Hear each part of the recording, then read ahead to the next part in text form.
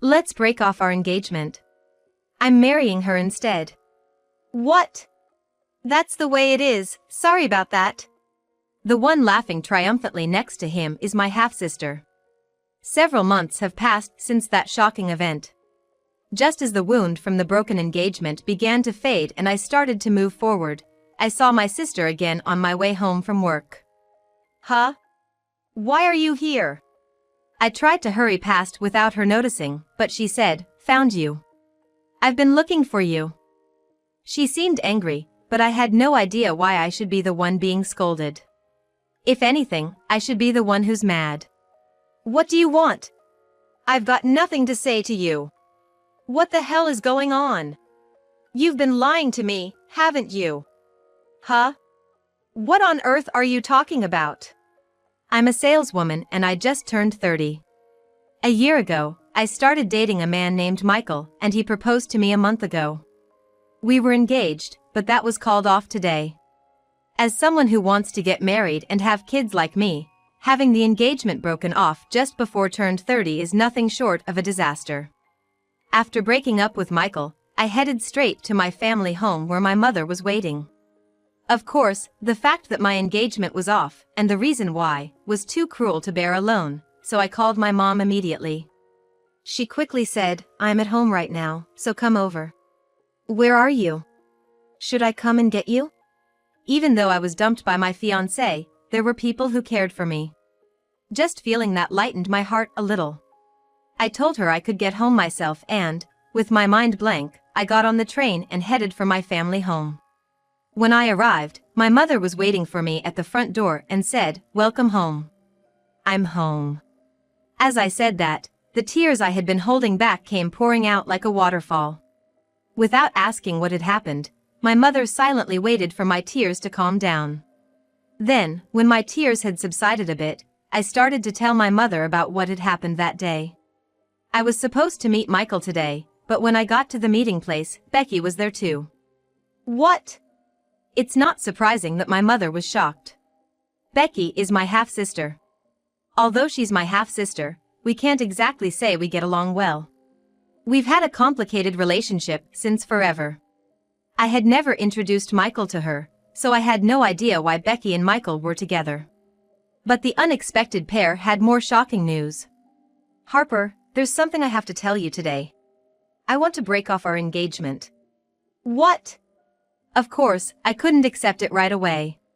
Things had been going well with Michael recently.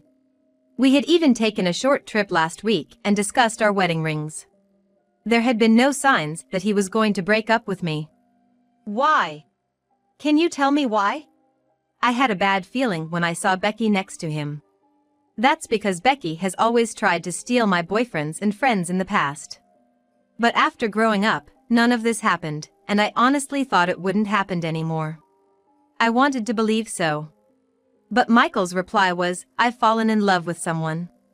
I intend to marry her." That's what he said. And when I saw him looking at Becky so adoringly, I felt dizzy. Becky looked at me triumphantly and said, "That's the way it is." Sorry about that. Michael may not know about my relationship with Becky. Even so, I couldn't believe this was a coincidence. I was certain that Becky had planned this, to break off my engagement. But even knowing that, there's nothing I can do now.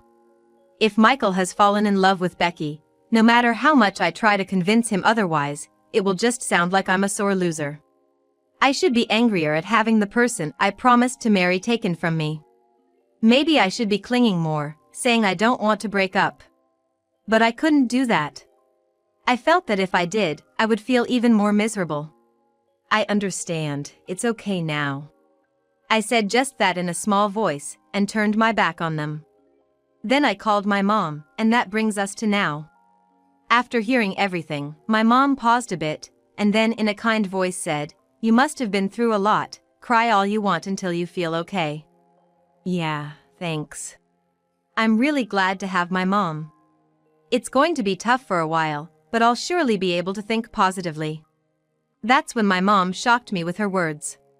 "But, you know, it's a good thing. Even if you had married your fiancé, I don't think you would have been happy. That's what I believe." I was taken aback by the unexpected statement. What? What do you mean?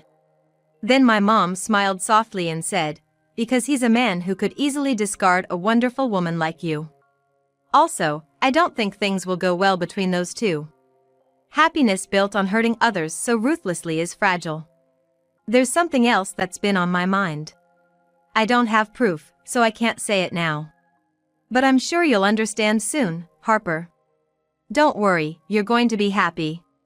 I was really curious about what my mom wanted to say, but I don't have the energy to think deeply now, and strangely I could trust my mom's words. So that day, I didn't pursue it any further and decided to go back to my own house because I had work the next day. On my way home, I was absent-mindedly thinking about the past. My parents divorced when I was 3 years old. My dad had an affair and left us. My mom has raised me by herself ever since. And the woman he had an affair with was Becky's mother. I have no intention of denying Becky's existence. But considering Becky is 2 years younger than me, it's easy to see how despicable my father's actions were. As an adult, I feel this more deeply. Even so, my father, as he is, seemed to care a bit about me, his daughter. He always sent me a gift for my birthday, and would take me out for meals a few times a year. When I was young and didn't even understand the meaning of the word affair, I purely loved my father who would come to see me. And my mom never said anything against that. I first met Becky when I was in the 3rd grade. Normally, I would dine with my dad, just the two of us, but this was the first time he brought along Becky. I was still a child back then, so I didn't care who Becky was or anything about her. I was just thrilled to be able to play with a girl slightly younger than me. Of course, Becky was just a kid at that time too. Regardless of our respective statuses and relationships, I remember playing well together. Looking back now, I wonder what was going on in my dad's head to make us meet. During elementary school, days passed where I would occasionally meet my dad and Becky, and we would eat together. But as I entered middle school and became busier with club activities and tutoring, naturally the times I saw my dad decreased. By the time I was in the 8th grade, even the messages from my dad ceased. By then, I knew without needing the specifics that my parents had divorced and my dad had a new family. Understanding that fact, I didn't think about contacting him. I can't say that I didn't feel lonely, but I thought that my mom must have been feeling this way even before me. But one day, when I was in the 9th grade, Becky enrolled in our school as a new student. I had no idea where she lived, so I never thought she'd end up at the same middle school. When I saw her, it felt like I was reuniting with an old friend, so I called out to her. "Becky, long time no see." Since elementary school, Becky had always been the girl with soft, white hair, big eyes, and long eyelashes. She was the epitome of the kind of beautiful girl that other girls admired, but in middle school, she had become even more stunning. Indeed, she was so noticeable among the new students that she became a hot topic in my grade. When I called out to her, Becky stared at me with her large eyes and said, "Who are you?" I could tell it was her right away, but had she forgotten me? Considering how young she was when we used to play together, it was understandable. Given the complicated nature of our relationship, I hesitated to explain. Although I was disappointed that we couldn't have a proper conversation, I opened my mouth, deciding to pretend it was a case of mistaken identity. Then, Becky said, "Oh, you're the poor girl who got dumped by my dad." Huh? Even Becky's friends who were with her were taken aback and asked her to repeat. "Apparently, my dad was deceived by a terrible woman when he was young. He couldn't bear it, divorced her, and then married my mom. Do you need something? You're scaring me." With that, Becky started to act afraid of me. "What? What do you mean, terrible woman? Your dad is the terrible one, isn't he?" I couldn't help but retort. But this was just so typical of Becky. No matter how much I tried to explain myself, the atmosphere had entirely shifted in Becky's favor. "You're a scary senior. If you continue to bully Becky, we'll report you to the student guidance counselor." That's what one of Becky's friends told me. No, I didn't mean it like that. Regardless of what I said, I was not believed and ended up being gossiped about in school as the senior who bullied the cute junior out of jealousy. We used to play together so well when we were kids. I couldn't fathom why Becky acted the way she did, and it broke my heart.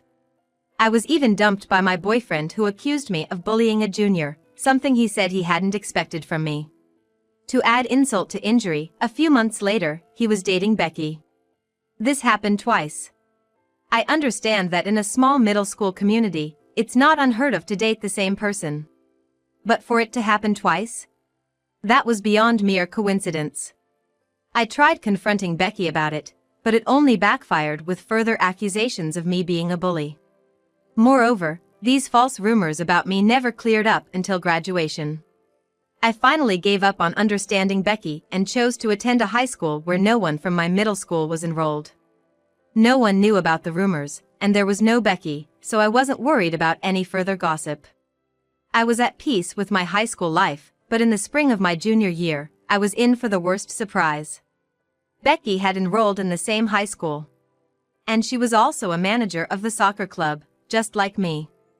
As soon as Becky saw me, she said, "Oh, Harper is here too, nice to see you." This time, she was acting like a sweet junior. This is the same girl who gave me a hard time back in middle school. I just couldn't keep up with her dramatic transformation, and I didn't even feel like building a good relationship as senior and junior. I had no intention of being mean, but I was scared because I had no idea what Becky was planning behind her smiles. My bad hunch proved right. "Harper, why are you so cold to me? Did I do something wrong? I'm upset." Becky accused me of this while crying in front of the whole soccer team. What? I didn't think I had been that harsh, and if anyone had been mean, it was always her towards me. Becky was playing the victim and trying to demean me. She did it again. I thought to myself, but it was too late. All the team members adored Becky, who was cute, cheerful, and considerate. I thought I had established a good relationship of trust as a manager, but in this situation, no matter how much I struggled, I was the bad guy. I ended up being warned by the school administration for bullying my junior, and my position in the soccer team also suffered. I was perfectly labeled as a mean senior who bullied her junior. Back then, I had a crush on the soccer team captain of my grade. I had been quietly nurturing this feeling for over 2 years, and although it may sound presumptuous, I think we had been getting along well, going out on our days off and such. But with this rumor spreading, I was obviously kept at a distance. And when summer vacation ended, he was dating Becky, and I thought it was a nightmare. Why is Becky so against me? I have nothing to say if all of this is said to be a coincidence. But have I done something to Becky that she has to bother me even at school club activities? If the one who took away my father was resentful, I would understand, but Becky has both parents and should be living happily. No matter how much I thought about it, I couldn't understand Becky's thoughts. I ended my high school life in the worst possible way and decided to study abroad in hopes of escaping Becky's pursuit. Becky didn't follow me that far. Even after finishing my study abroad and living in Japan, Becky didn't show up for a while. After graduating from high school, I didn't know what Becky was doing or where she was. I was trying to forget the nightmares of my student days and the source of them, Becky, and was trying to get married and be happy. I didn't expect to be messed with by Becky again here. Is it a twist of fate, or is Becky planning something again? I don't know, but I definitely don't want to live my life in fear of Becky. I was sure of that. From then on, I took on more work than usual to avoid unnecessary thoughts. Unlike love, the more you work, the more results you get. I was recognized by my boss for my good work, and these successful experiences gradually healed my heart. My mom was right. As long as I don't give up, I can live positively. Just when I thought so, a few months after the breakup with Michael, when I finished my work and arrived at the station to go home, I saw a surprising sight. Becky? I saw Becky standing in front of a sculpture near the station. She seemed to be waiting for someone. I wondered if she might be meeting up with Michael. Regardless, I absolutely could not let myself bump into Becky. Although I don't currently have a boyfriend or anyone I'm fond of, you never know what else she might take from me. Making sure she didn't notice me, I swiftly made my way to the ticket gates. But then, I heard a voice exclaim, "Found you. I was looking for you." And the next thing I knew, my arm was firmly grasped. I could see anger in her eyes, but I couldn't understand why I should be the one she's mad at. Rather, I'm the one who should be mad. What do you want? I don't have anything to talk about, I told her, shaking off Becky's hand. But she grabbed my wrist again, forcefully, and dragged me to the side of the ticket gate. Just how selfish and pushy can this woman be? With a feeling somewhere between shock and exasperation, I quietly followed her. When we finally reached a less crowded spot, Becky angrily spat out, "What's the meaning of all this? You've been deceiving me, haven't you?" "What are you talking about?" I retorted instantly, as I had no clue what she was talking about. "Don't play dumb with me, it's about Michael, obviously." "Huh. I'm the one who was hurt the most when it comes to Michael. There's no reason for her to yell at me." And then, Becky uttered words I couldn't believe. "Michael took $20,000 from me. You must have conspired with him, didn't you?" "What? What are you talking about?" Seeing my genuine surprise, Becky sank to the ground, out of energy. "So you're saying you didn't know? Michael said he needed $20,000 for his sick mom's operation, so I lent him the money. But the day after I gave him the money, I couldn't get in touch with him. His house was empty. I thought you used Michael to get back at me for taking all the men away from you, but is that really not the case?" If what she said is true, did Michael commit marriage fraud? I can't believe the person I was engaged to turned out to be a fraud. The thought of it sends chills down my spine. I really didn't know. Sure, Michael said the same thing to me, but I didn't have that kind of savings, and I said I couldn't ask my mom for it either, so he immediately broke off our engagement. I don't know how you two met, but perhaps when he realized he couldn't get money from me, he switched his target to you.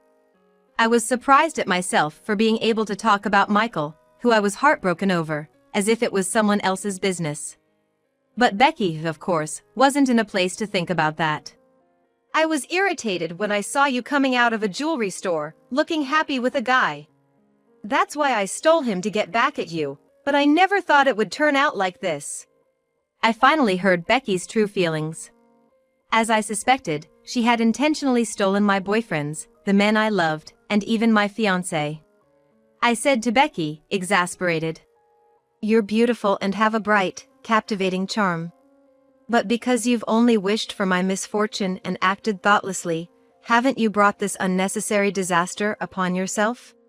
If you hadn't interfered this time, I might have been the one hurt. You've made your own life difficult." Then Becky cut off my words, yelling in anger, "Shut up!